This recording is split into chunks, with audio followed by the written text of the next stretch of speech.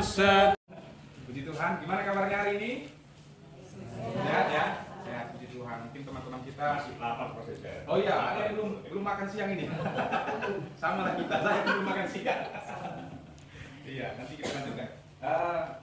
Di sini saya memohon izin dulu kepada Bapak Ibu guru, begitu juga Pak pengawas yang sudah saya semuanya tahu mengenai budaya positif bagaimana. Namun di kesempatan ini saya akan berbagi tentang apa yang sudah kami pelajari kemarin sebagai guru penggerak, calon guru penggerak angkatan 5. Jadi ini salah satu sebagai aksi nyata, sebagai bagian daripada tugas kami untuk membagi. Jadi kami disuruh untuk ini tugas kami yaitu modul 1.4 ya, tentang pembelajaran mengenai budaya positif. Perkenalkan dulu, nama saya Eliezer Surbakti, MPD. Ya, yang belum kenal mungkin, ini nama saya Eliezer Surbakti, Bapak Ibu. Nah, saya lanjutkan langsung kepada pengantarnya saja ya. Jadi di sini sudah saya share kemarin, di dalam grup juga sudah saya share mengenai materi-materi ini. Ya, di sana Bapak Ibu juga boleh lihat mengenai materi yang sudah saya ini. Dikatakan kita ambil contoh perbandingannya dengan hidup tumbuh-tumbuhan seorang petani. Dalam hakikatnya sama kewajibannya dengan seorang pendidik yang menanam padi misalnya, hanya dapat menuntun tumbuhnya padi. Ia dapat memperbaiki kondisi tanah, memelihara tanaman padi, memberi pupuk dan air, membasmi ulat-ulat atau jamur yang mengganggu hidup tanaman padi dan lain sebagainya. Jadi inilah gambaran kita sebagai seorang pendidik, Bapak Ibu guru. Ya, jadi kita di situ hanya bisa menuntun tumbuhnya padi dengan cara tadi apa? Dengan cara memperbaiki kondisi tanah, mungkin kondisi tanahnya kurang subur atau lain sebagainya. Jadi kita sebagai petani di situ menyuburkan tanah itu dengan cara memberi pupuk, lalu memelihara tanaman itu, lalu membasmi hama-hamanya dan lain sebagainya, Bapak Ibu. Begitu juga lah kita sebagai pendidik. Jadi kita hanya menumbuhkan, bukan mendoktrin anak-anak didik kita itu untuk menjadi seperti apa yang kita mau, tidak. Tetapi kita menumbuhkan di situ ya, menuntun dan menumbuhkan. Nah, lalu dari uraian tersebut Bapak Ibu, kita dapat memahami bahwa sekolah diibaratkan sebagai tanah tempat bercocok tanam, sehingga guru harus mengusahakan sekolah jadi lingkungan yang menyenangkan, menjaga dan melindungi murid dari hal-hal yang tidak baik. Dengan demikian karakter murid tumbuh dengan baik. Sebagai contoh, murid yang tadinya malas menjadi semangat, bukan kebalikannya ya. Tadinya malas makin malas begitu, atau makin nggak mau sekolah begitu ya Bapak Ibu ya. Nah, murid akan mampu menerima dan menyerap suatu pembelajaran bila lingkungan di sekelilingnya terasa aman dan nyaman. Ya, selama seseorang merasakan tekanan-tekanan dari lingkungannya, maka proses pembelajaran akan sulit terjadi. Dengan demikian, salah satu tanggung jawab seorang guru adalah bagaimana menciptakan suatu lingkungan yang positif, yang terdiri dari warga sekolah yang saling mendukung, di sini kolaborasi ya, saling belajar, saling bekerja sama, sehingga tercipta kebiasaan-kebiasaan baik. Dari kebiasaan-kebiasaan baik akan tumbuh menjadi karakter-karakter baik warga sekolah. Jadi menjadi tumbuh, inilah menjadi budaya nantinya, budaya yang positif dalam lingkungan sekolah kita, Bapak Ibu. Jadi budaya itu terus-menerus kita lakukan, akhirnya menjadi karakter di dalam pribadi kita masing-masing, baik sebagai warga sekolah tadi. Nah, dan pada akhirnya karakter-karakter dari kebiasaan-kebiasaan baik akan membentuk sebuah budaya yang positif, seperti yang sudah saya katakan tadi. Nah, coba amati lingkungan sekolah Anda sendiri saat ini, bagaimana suasananya? Bagaimana murid-murid saling berinteraksi? Bagaimana guru saling bertegur sapa? Bagaimana guru menyapa murid? Bagaimana guru menyelesaikan suatu permasalahan atau konflik antar murid? Ini sering terjadi di dalam dalam lingkungan sekolah ya. Konflik-konflik tentang anak berkelahi, anak mencuri barang temannya dan lain sebagainya. Ini sering kita hadapi di sekolah. Suasana atau budaya yang berkembang di sekolah Anda saat ini secara tidak langsung menjadi cerminan dari tujuan kuliah atau nilai-nilai yang sekolah atau institusi Anda anut dan yakini selama ini. Untuk itulah menciptakan lingkungan positif agar terbentuk suatu budaya positif adalah suatu proses perjalanan pendidikan yang harus kita jalani, karena ini merupakan tanggung jawab kita sebagai seorang pendidik. Sebagai seorang pemimpin pembelajaran, suatu lingkungan yang aman dan nyaman akan memberikan murid kesempatan dan kebebasan untuk berproses belajar, membuat kesalahan, belajar lagi, sehingga mampu menerima dan menyerap suatu pembelajaran. Perlu diingat, selama seseorang merasakan tekanan-tekanan dari lingkungannya, maka proses pembelajaran akan sulit terjadi. Dan salah satu tanggung jawab kita sebagai pendidik adalah menghilangkan atau mencabut gangguan-gangguan yang menghalangi proses pengembangan potensi diri kita. Nasional Pendidikan pasal 12, yaitu ini ya Bapak Ibu ya, pelaksanaan pembelajaran sebagai mana murid dalam pasal 10 ayat 2 huruf B diselenggarakan dalam suasana belajar yang interaktif, inspiratif, menyenangkan, menantang, memotivasi peserta didik untuk berpartisipasi aktif dan memberikan ruang yang cukup bagi prakarsa kreatif, kemandirian sesuai dengan bakat, minat, dan perkembangan fisik serta psikologis peserta didik. Nah, lalu yang menjadi pertanyaan pemantik bagi kita Bapak Ibu guru di sini adalah, apakah Anda setuju dengan pernyataan ini? Nah, ini menjadi pertanyaan pemantik di awal bagi kita untuk membahas lebih lanjut nanti. Yaitu yang pertama, hukuman dapat mendisiplinkan anak. Menurut Bapak Ibu guru dalam hati saja, ya, apakah Anda setuju dengan pernyataan ini ya? Hukuman dapat mendisiplinkan anak. Nah, lalu yang kedua, pemberian hukuman dengan hal positif seperti membaca atau membersihkan halaman sekolah dapat meningkatkan disiplin anak. Lalu memberi penghargaan dapat meningkatkan motivasi belajar anak. Nah, menurut kita apakah dengan pernyataan ini kita setuju atau tidak, gitu Bapak Ibu.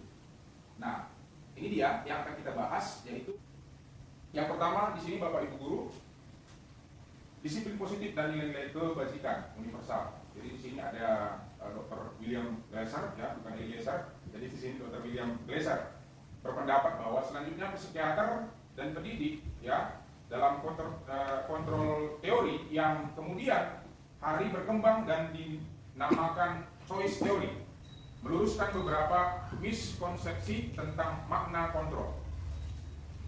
Perubahan paradigma kegiatan kepala tangan. Nah, ini di sini ada sebuah praktek yang mungkin untuk meningkat tidak usah kita praktekkan ya, namun kita bisa bayangkan saja. Nah, dari kegiatan kepala tangan ini Bapak Ibu guru. Jadi di sini ada A, misalnya saya, dan B, misalnya Pak Uco di sini kan.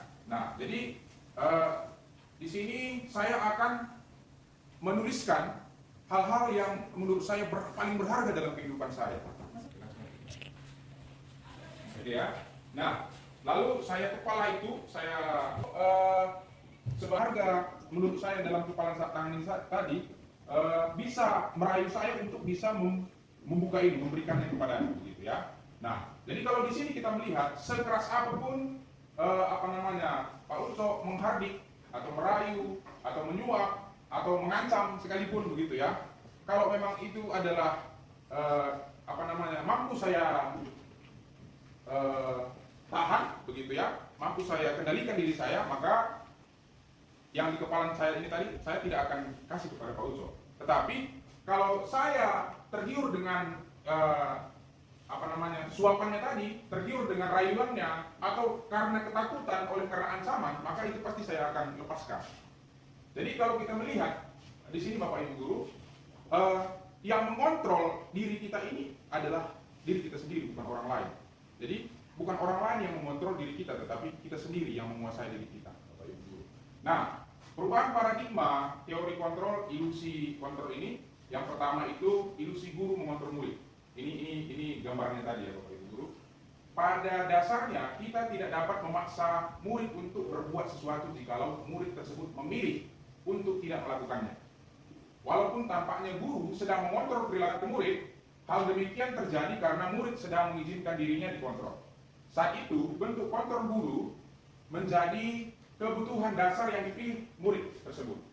Jadi teori ini menyatakan bahwa semua perilaku memiliki tujuan, bahkan terhadap perilaku yang tidak disukai.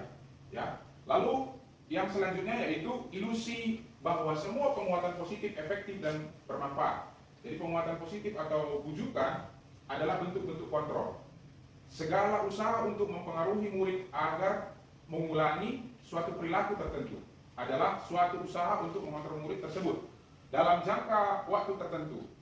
Kemungkinan murid tersebut akan menyadarinya dan mencoba untuk menolak bujukan kita, atau bisa jadi murid tersebut menjadi tergantung pada pendapat sang guru untuk berusaha.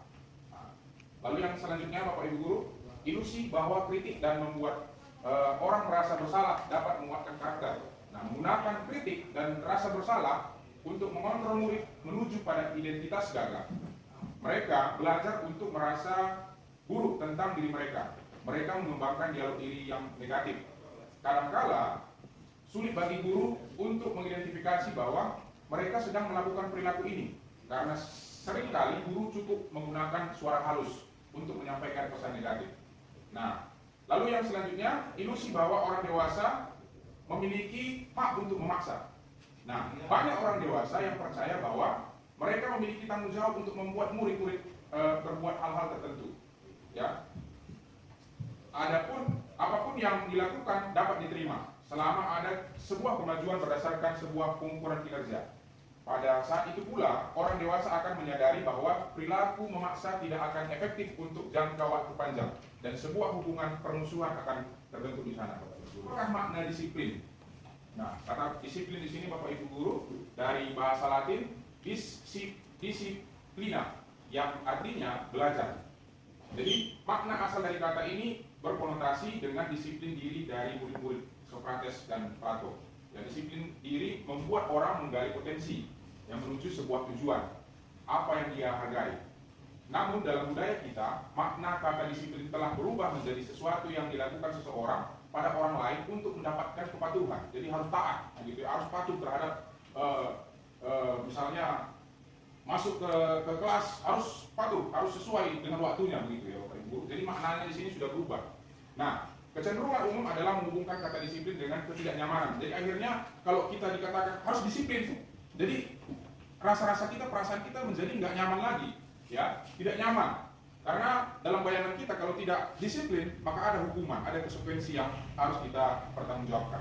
Nah, bukan dengan apa yang kita hargai atau pencapaian suatu tujuan mulia. Jadi tidak ada rasa kesadaran diri di sana, Bapak Ibu guru. Ya, tidak ada rasa kesadaran diri lagi. Ya. Lanjut, yaitu nilai-nilai kebajikan universal. Di sini nilai kebajikan adalah sifat-sifat positif manusia yang merupakan tujuan mulia yang ingin dicapai setiap individu.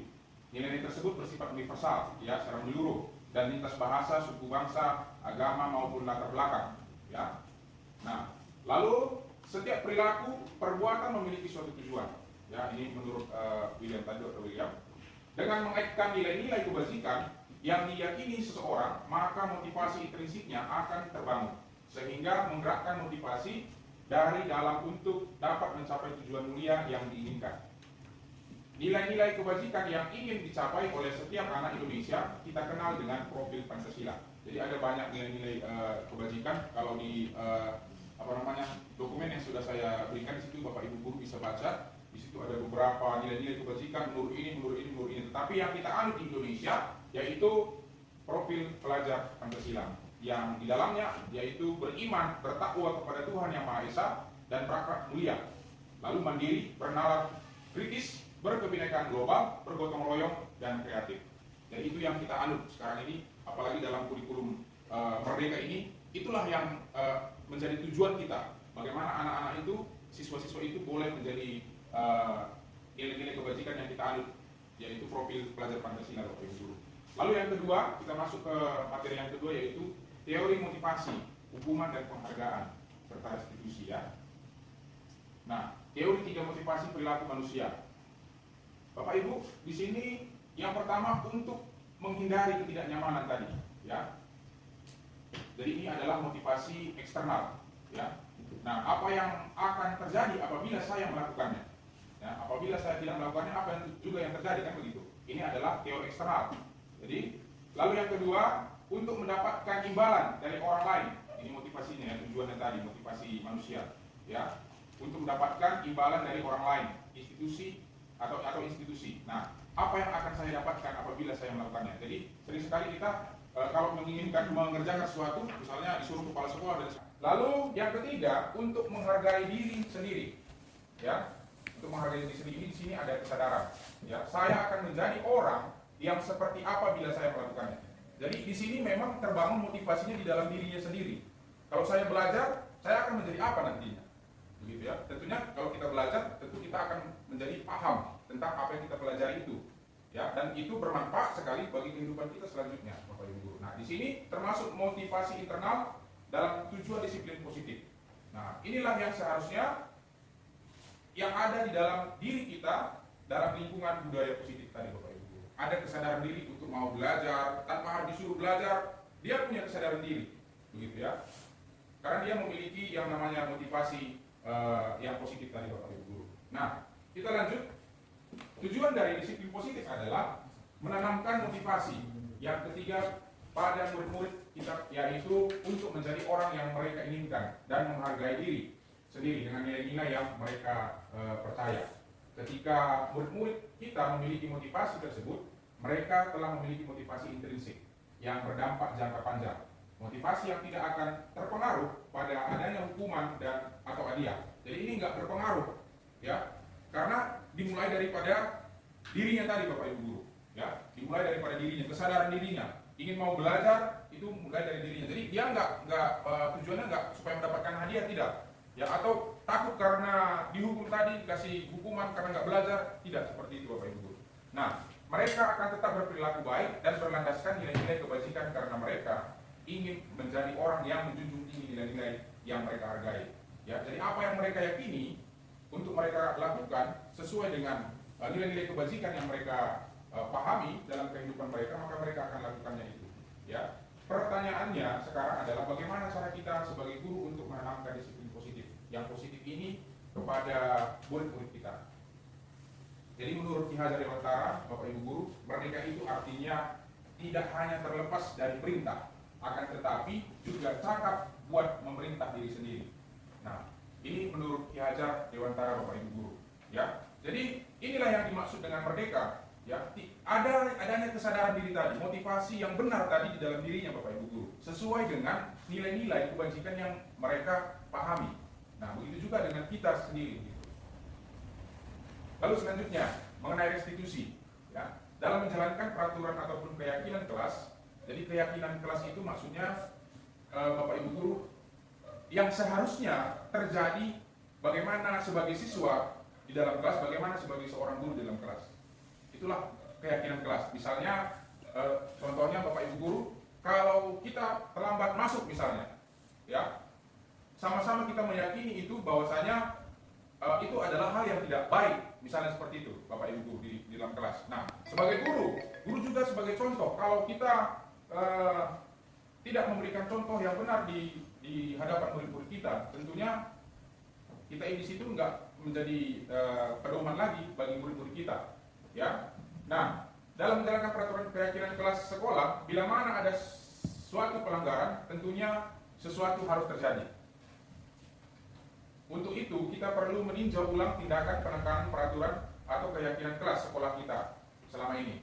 Tindakan terhadap suatu pelanggaran pada umumnya berbentuk hukuman atau konsekuensi. Ya, ini pada umumnya yang kita lakukan, yang kita alami di dalam pembelajaran dalam lingkungan sekolah. Ya, biasanya ini berbentuk hukuman, konsekuensi. Kalau tidak melakukan ini akan mendapatkan ini. 3 kali misalnya tidak datang ke sekolah, ya itu keyakinan tadi, keyakinan kelas tadi. Tidak 3 hari misalnya berturut-turut tidak hadir ke sekolah, maka tidak mendapatkan nilai misalnya.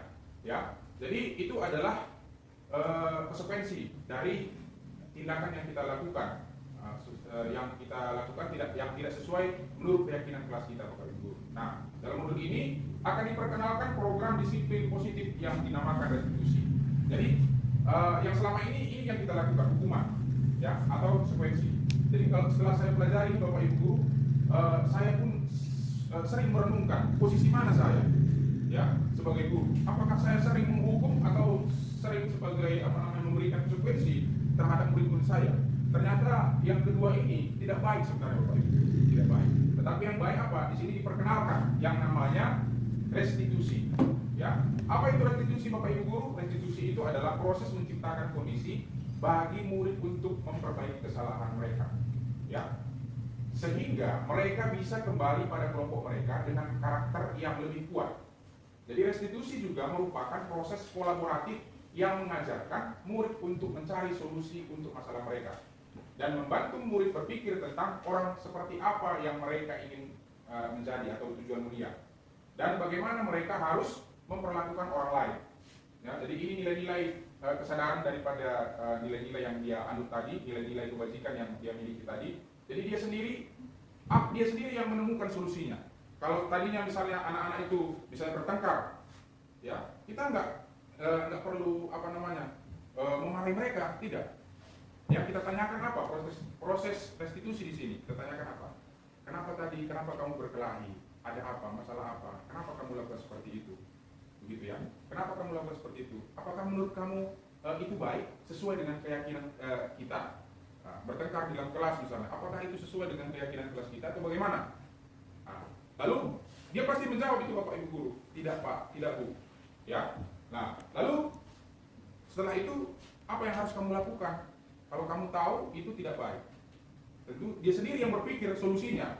Ya, dia sendiri yang berpikir solusinya. Oh, ya tentunya saya harus minta maaf ya kepada teman saya yang berkelahi dengan saya tadi, saya minta maaf.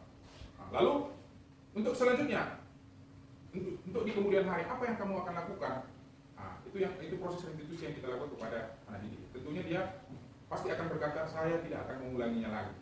Pasti seperti itu. Jadi kita tidak harus memberikan hukuman di situ atau konsekuensi atas apa yang dia perbuat sesuai dengan keyakinan kelas kita. Tetapi dengan proses restitusi ini tadi mereka menemukan sendiri solusi dari setiap masalah yang mereka hadapi, dan mereka memiliki komitmen, kesadaran diri untuk tidak melakukan perbuatan yang sama lagi.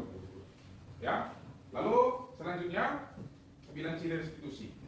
Di sini ada yang pertama, bukan untuk menebus kesalahan, namun untuk belajar dari kesalahan. Ya. Jadi anak-anak didik tadi yang tadinya berkelahi tadi, dia belajar, oh rupanya ini keyakinan kelas kami yang kami yakini bahwasanya berkelahi itu tidak baik. Ya. Jadi dia belajar dari kesalahan, dan selanjutnya apa yang mau dia lakukan? Tentunya tidak berkelahi lagi. Nah, itu menjadi komitmen dalam dirinya. Lalu yang kedua, memperbaiki hubungan. Ya, tadinya dia bertengkar dengan temannya, akhirnya dia saling memaafkan satu dengan yang lain. Ya, dan kepada kita sebagai guru, dia nggak akan benci sama kita karena kita nggak hukum. Kau memang kerjaanmu berkelahi. Sering sekali seperti itu kita lakukan dengan Bapak Ibu guru. Ya, kerjaanmu berkelahi tiap hari. Nah, ada anak-anak yang seperti itu memang. Namun kita perlu ketahui apa yang menjadi alasan mengapa mereka berbuat seperti itu. Nanti kita akan lanjut lagi. Nah, lalu yang selanjutnya tawaran, bukan paksaan. Jadi kita menawarkan di sana, menawarkan kalau mereka tidak tahu solusinya. Nah, kita tawarkan, ya, yang menjadi solusinya. Bagaimana menurutmu? Nah, bagaimana menurutmu kalau kamu meminta maaf kepada temanmu? Apakah itu perbuatan yang baik atau bagaimana? Nah, apalagi kita sebagai guru agama Kristen, tentunya kita kaitkan dengan hubungan iman Kristen, gitu, tentang memaafkan, mengasihi dan lain sebagainya, Bapak Ibu guru. Nah, lalu selanjutnya restitusi menuntut untuk melihat ke dalam diri. Jadi dia periksa, dia analisis dirinya, dia koreksi dirinya, dia selidiki dirinya. Apakah yang dia perbuat selama ini benar atau bagaimana? Lalu restitusi mencari kebutuhan dasar yang mendasari tindakan. Jadi inilah nanti yang akan kita bahas, Bapak Ibu guru. Ya. Jadi yang dia kerjakan itu terkadang dia pengen main-main ya, tadi kan banyak anak-anak seperti pengen main-main, tapi tak sengaja dia kira sama kawannya nggak sakit, ya, tapi ternyata kawannya kadang sampai bisa terluka dan sebagainya, akhirnya bertengkar, Bapak Ibu. Padahal dia ingin kebutuhan dasarnya tadi apa? Ingin supaya diterima temannya, dia mau bermain dengan temannya, Bapak Ibu. Nah, lalu restitusi fokus pada karakter bukan tindakan. Ya. Kedelapan, restitusi fokus pada solusi. Lalu yang ke-9, restitusi mengembalikan murid yang berbuat salah pada kelompoknya. Jadi kita restitusi ini tujuannya ini, fokus kepada solusinya. Apa yang menjadi solusinya dari permasalahan itu? Terkadang kita memberikan judgment atau hukuman atau dengan cara bahasa yang kasar, mungkin kita marahi anak-anak itu, Bapak Ibu, itu bukan solusi dari masalah yang dihadapi. Ya, itu bukan solusi. Nah, bahkan itu membuat peserta didik itu ya menjadi melawan dan lain sebagainya, Bapak Ibu guru. Ya, karena yang kita berikan bukan solusi, tapi marah-marah, ya, marah-marah. Nah, selanjutnya Bapak Ibu guru, adakah perbedaan antara hukuman dan konsekuensi? Nah, apa perbedaannya di sini? Di sini dibahas, saya sudah tuliskan di sini, saya bacakan saja. Hukuman bersifat tidak terencana atau tiba-tiba. Anak atau murid tidak tahu apa yang akan terjadi dan tidak dilibatkan. Hukuman bersifat satu arah dari pihak guru yang memberikan, dan murid hanya menerima suatu hukuman tanpa melalui suatu kesepakatan atau pengarahan dari pihak guru, baik sebelum atau sesudahnya. Hukuman yang diberikan bisa berupa fisik maupun psikis. Murid, anak disakiti oleh suatu perbuatan atau kata-kata. Ya, nah, ini yang sering terjadi kalau kita melakukan hukuman. Dia tadi berbuat salah, misalnya entah jatuh tadi karena lari-lari, kau tepat, ya kan? Kau memang anak sianu kau, begitu. Karena seperti itu kita bilang, kita sampaikan kepada mereka. Sebenarnya itu bukan solusi tadi Bapak Ibu guru, ya. Nah, ini yang tidak benar, ya, budaya yang tidak positif. Nah, lalu sementara disiplin dalam bentuk konsekuensi bagaimana? Ya, sudah terencana atau sudah disepakati. Misalnya, kalau kita tidak mengerjakan tugas, apa yang menjadi konsekuensinya? Itu sudah menjadi kesepakatan kita Bapak Ibu guru. Ya, apa yang menjadi konsekuensinya? Ya, bagaimana kita buat? Ya, apakah harus bayar? Ya, atau harus membersihkan ruangan kelas, atau membersihkan toilet, atau mengutip sampah di lapangan? Itu adalah konsekuensi yang sudah disepakati. Ya, mungkin saya lanjutkan saja. Mungkin tentang konsekuensi ini kita sudah paham. Ya, hukuman oleh penghargaan. Ya, di dalam yang saya sudah kirim juga, boleh Bapak Ibu buka di grup. Di situ ada dihukum oleh penghargaan. Jadi ternyata Bapak Ibu guru, penghargaan ini tidak selamanya baik, tidak selamanya bagus, begitu ya. Nah, misalnya saya contohkan kepada ini anak saya yang di rumah, begitu ya. Nah, dia ini sudah menjadi kebiasaannya karena memang di awal sudah dikasih kalau mau makan nanti dikasih main handphone, begitu ya. Itulah penghargaan dari rewardnya Bapak Ibu. Akhirnya setiap makan, ya setiap mau makan dia minta itu dulu. Kalau enggak dia nggak mau makan. Ya, mau seenak apapun makanannya, mau gimana pun kita bujuk Bapak Ibu guru, ya dia nggak mau. Ya, harus itu dulu dipegangnya sambil makan aja Bapak. Enggak pun ada ikannya, enggak pun ada sayurnya, nasi tok aja tahap ditelannya Bapak Ibu guru. Ya, karena itu tadi, karena penghargaan yang sudah diberikan tadi kepada dia Bapak Ibu guru. Jadi selamanya penghargaan itu tidak baik. Jadi kalau Bapak Ibu guru ingin mendalaminya lagi, ada beberapa penelitian di sana yang sudah diteliti, bahkan ada menjadi 8 yang itu dikirim kemarin masih 5. Yang baru-baru ini tambah 3 lagi penelitiannya, betapa tidak baiknya ini yang namanya penghargaan. Karena apa? Anak-anak itu melakukan sesuatu bukan karena kesadaran dirinya. Seperti anak saya tadi, bukan dia sadar diri kalau dia makan nanti supaya sehat, enggak seperti itu. Ya, enggak seperti itu. Tapi apa? Karena penghargaan tadi Bapak Ibu guru. Ada motivasi yang lain di sana tadi. Kalau aku lakukan ini, aku dapat ini. Pasti aku dapat ini, begitu ya. Jadi selamanya tidak baik. Itu salah satu contoh Bapak Ibu guru. Lalu yang selanjutnya adalah keyakinan kelas tadi. Ya. Nah, mengapa tidak peraturan saja? Mengapa harus kita katakan keyakinan kelas? Ya.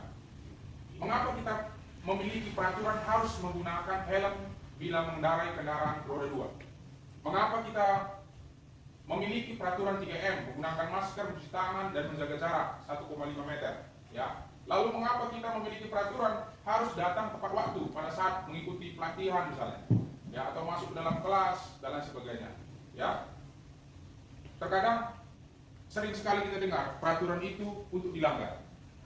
Akhirnya seperti itu Bapak Ibu guru. Buat peraturan untuk apa? Untuk dilanggar, ya. Dan itu bukan hal yang positif. Nah, untuk mendukung motivasi intrinsik yang tadinya, kembali ke nilai-nilai keyakinan. Kalau dikatakan keyakinan ini lebih menggerakkan seseorang dibandingkan mengikuti serangkaian peraturan-peraturan. Apa yang kita yakini? Ya, apa yang kita yakini? Misalnya, kita meyakini bahwasanya doa itu adalah napas hidup orang percaya, misalnya. Karena itu yang sudah kita yakini, maka itu kita kerjakan terus-menerus. Ya, itu kita kerjakan terus-menerus. Tetapi kalau hanya sekedar peraturan, Bapak Ibu guru, ya, kalau tidak berdoa, ya, kamu bukan orang Kristen atau orang percaya kepada Tuhan misalnya, bukan orang yang percaya kepada Tuhan, itu hanya aturan saja, maka itu nggak akan dikerjakan. Tetapi dengan kesadaran diri tadi Bapak Ibu guru, ya, yang dikatakan dengan keyakinan memang yang sudah kita yakini, maka itu akan menggerakkan seseorang dibandingkan mengikuti serangkaian peraturan-peraturan. Makanya tidak lagi dikatakan peraturan-peraturan atau peraturan-peraturan kelas, tetapi yang menjadi keyakinan kita, yang mestinya, yang seharusnya yang kita akan kerjakan, begitu Bapak Ibu guru. Nah, ini bagiannya. Nah, contoh, ini contohnya Bapak Ibu guru, kesepakatan kelas. Nah, saya sudah juga buat itu kesepakatan kelas, saya sudah kirim juga itu sebagai contoh yang saya buat di sekolah. Mungkin ada pembaruan kemarin, belum saya cantumkan di situ. Ada SOP di situ. Nah, sekolah meminta SOP, yaitu kesepakatan kelas kita, ya. Hal-hal apa yang bisa dilakukan, hal-hal apa yang tidak bisa dilakukan di dalam kelas, ya, Bapak Ibu guru. Nah, ini salah satu contoh dibuat di sini. Misalnya kesepakatan kelas, ya. Yang pertama, kami guru dan murid yang saling menyayangi. Lalu yang B, kami murid yang semangat belajar. Ya. Lalu kami murid yang peduli dengan teman-teman. Ini kesepakatan kelasnya, yaitu datang tepat waktu, mengucapkan salam misalnya. Ini yang menjadi kesepakatan. Jadi kita tanya kepada teman murid-murid kita, Bapak Ibu guru, bukan kita yang menentukan, tetapi bersama dengan murid-murid kita sama-sama menyepakati apa yang menjadi keyakinan kita yang harus kita lakukan sebagai pendidik, sebagai murid di dalam kelas sewaktu belajar. Ya, itulah keyakinan tadi, makanya terjadilah kesepakatan. Ya, datang tepat waktu. Tentu kita yakini bahwasanya datang tepat waktu ini dan mengucapkan salam ini adalah perbuatan yang baik dan benar. Nah, maka kita sepakati bagaimana anak-anak saya begitu ya, bagaimana siswa-siswi, apakah apa yang menjadi kesepakatan kita? Oh Pak, datang tepat waktu Pak, jangan terlambat masuk kelas misalnya.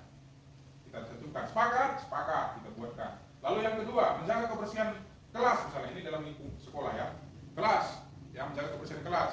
Jadi di dalam pembelajaran tidak boleh ada sampah, ya harus kelas itu bersih.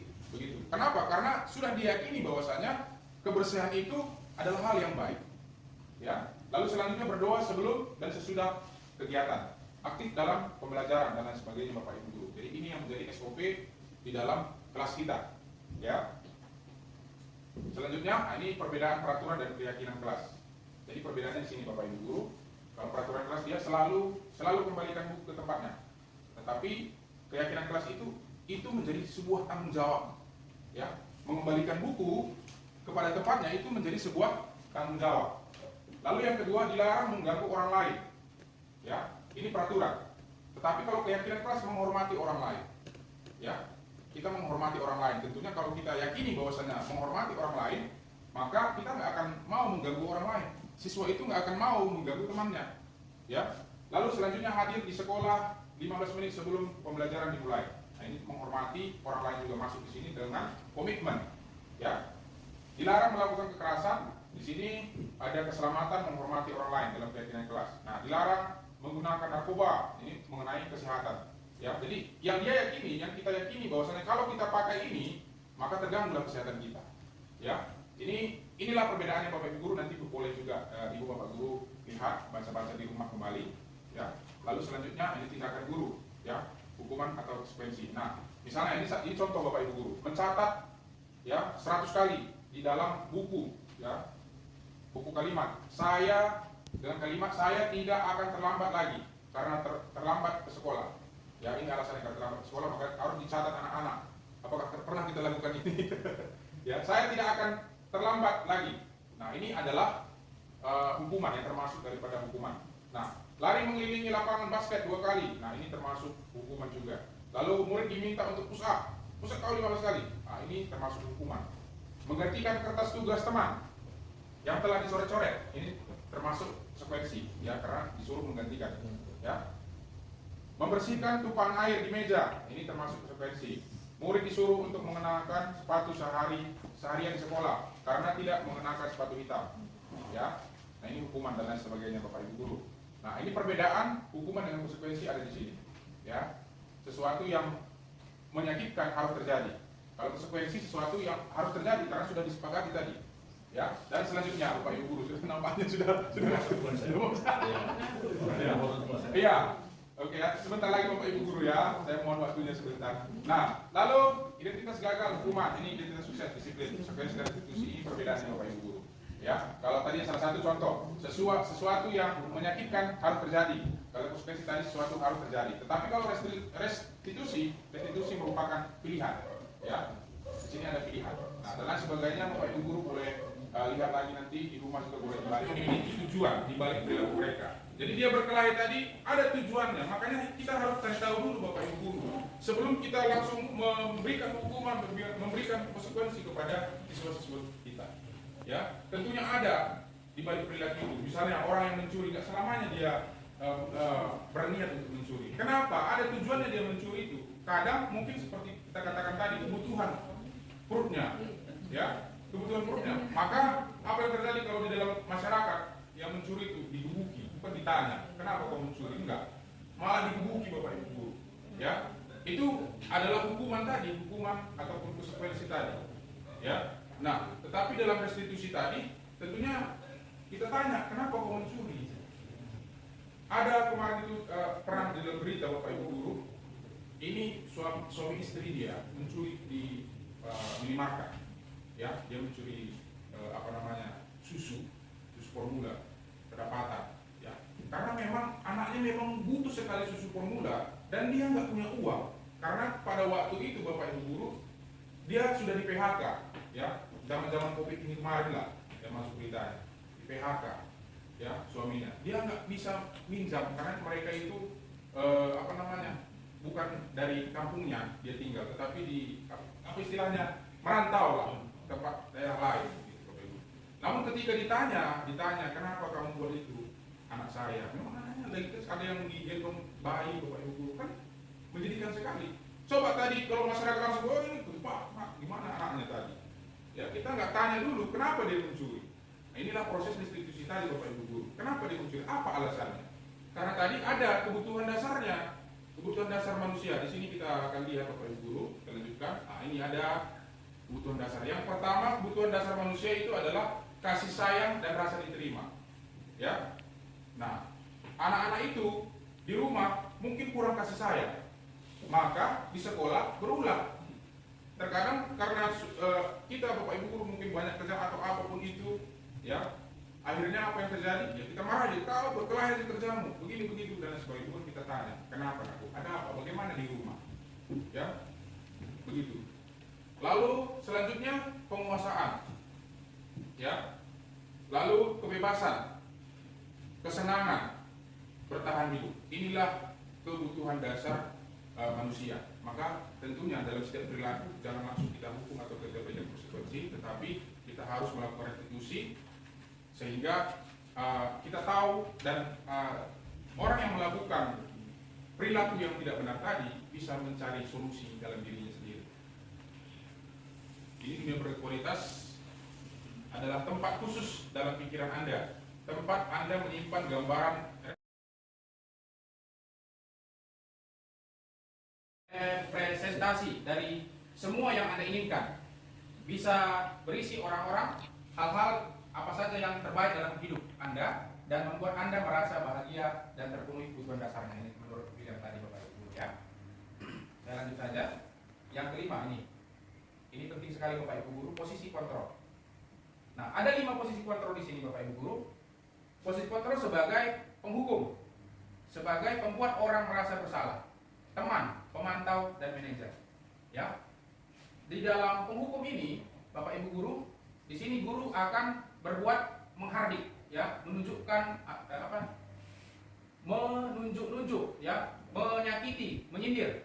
Ini posisi guru sebagai penghukum. Tetapi orang yang posisi guru sebagai pembuat orang merasa bersalah, yaitu berceramah, kita ceramahi dia kan.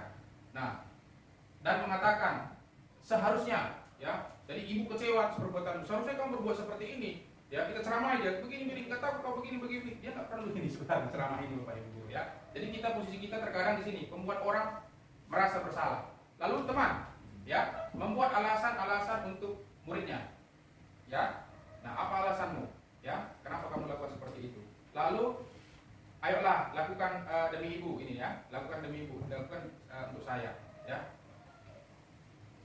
Lalu masa kamu tidak mau ingat tidak pernah ibu bantu begitu ya. Jadi di sini menjadi teman. Kemarin kan saya bantu juga kamu, ya kan? Misalnya kadang kan begitu kepada teman kita pun kadang begitu. Kamu bantu juga lah saya. Nah, ini sebagai teman tadi kan? Karena memposisikan diri sebagai teman tadi. Ya bantulah saya. Ya bantulah ibu ya. Anak-anak jangan kalian ribut nanti kepala sekolah datang. Ya, saling membantu kita ya bisa. Ini kita memposisikan diri sebagai teman.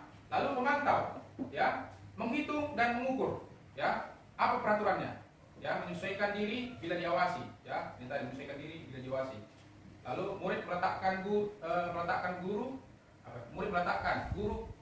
peraturan dan hukuman di dunia berkualitas. Lalu selanjutnya manajer. Nah, ini hal yang posisi yang benar yang harus kita lakukan Bapak Ibu guru. Manajer mengajukan pertanyaan-pertanyaan seperti pertanyaan-pertanyaan restitusi yang sudah saya contohkan tadi Bapak Ibu guru. Ya, apa yang kita yakini? Nah, apa yang kita sudah yakini? Keyakinan kelas kita apa? Dia pasti akan jawab, ini Pak. Ya. Lalu apa yang bisa kau kerjakan untuk memperbaiki masalah ini? Jadi anak-anak itu disuruh mencari solusi dari apa yang dia lakukan tadi, tindakan apa yang dilakukan. Dia sendiri mencari solusinya. Kalau dia tidak bisa mencari solusinya, kita tawarkan solusi. Maka dia pilih nanti. Ya.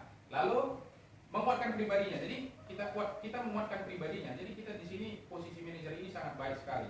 Ya, murid meletakkan dirinya sebagai individu yang positif dalam dunia berkualitas. Bagaimana caranya saya bisa memperbaiki keadaan? Jadi ada kesadaran diri di sana Bapak Ibu. Enggak harus disuruh, ya, tetapi ada kesadaran diri. Kamu sekali lagi harus begini ya, enggak seperti itu Bapak Ibu guru. Sekali lagi pasti dia dengan komitmennya tadi melakukan yang terbaik daripada yang sebelumnya. Ini posisi kontrol. Ya. Nah, sini ada pernyataan-pernyataan ini ya. Saya kecewa sekali dengan kamu. Ini contohnya pembuat orang merasa bersalah. Tadi sudah saya buat contoh-contohnya Bapak Ibu guru boleh lihat lagi nanti, baca-baca. Lalu bergerak antara peraturan, pemantau, eksekusi, hadiah, nilai, manajer, memperbaiki. Inilah dia perbedaan tadi, keyakinan tadi Bapak Ibu guru. Kalau keyakinan ada nilai-nilai yang diyakini tadi, lalu kita sebagai guru, sebagai posisi kita di sini sebagai manajer, lalu kita memperbaikinya. Di sini kalau dalam peraturan tadi kita sebagai pemantau, siapa yang lari-lari tadi? Itu pemantau itu Bapak Ibu guru. Lalu konsekuensinya apa? Ya tentu kita kasih konsekuensinya seperti apa yang kita sudah sepakati tadi. Ataukah hukuman kalau dia tadi berbuat salah, tapi kalau dia berbuat baik ada hadiah. Ini tadi ya, penghargaan tadi Bapak Ibu guru. Nah, di sini kalau kamu tidak, saya akan.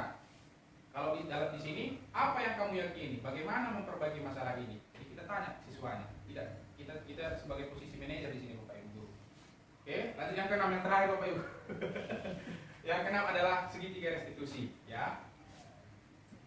Ini dia segitiga restitusi tadi. Yang pertama, menstabilkan identitas. Untuk berbuat anak yang merasa gagal karena berbuat salah menjadi positif terhadap dirinya. Ya. Jadi di sini guru berkata, berbuat salah itu hal yang manusiawi, ya. Tidak ada manusia yang sempurna. Lalu Bapak Ibu guru juga pernah berbuat salah. Kita pasti bisa menyelesaikan masalah ini. Bapak Ibu guru tidak tertarik untuk mencari tahu siapa yang benar, siapa yang salah. Ya, Bapak lebih tertarik untuk menyelesaikan masalah ini. Kalau kamu menyalahkan dirimu sendiri terus menerus, apakah kamu bersikap baik pada dirimu sendiri? Jadi inilah dalam segitiga restitusi ini menstabilkan identitas anak. Ya. Lalu validitas kebutuhan.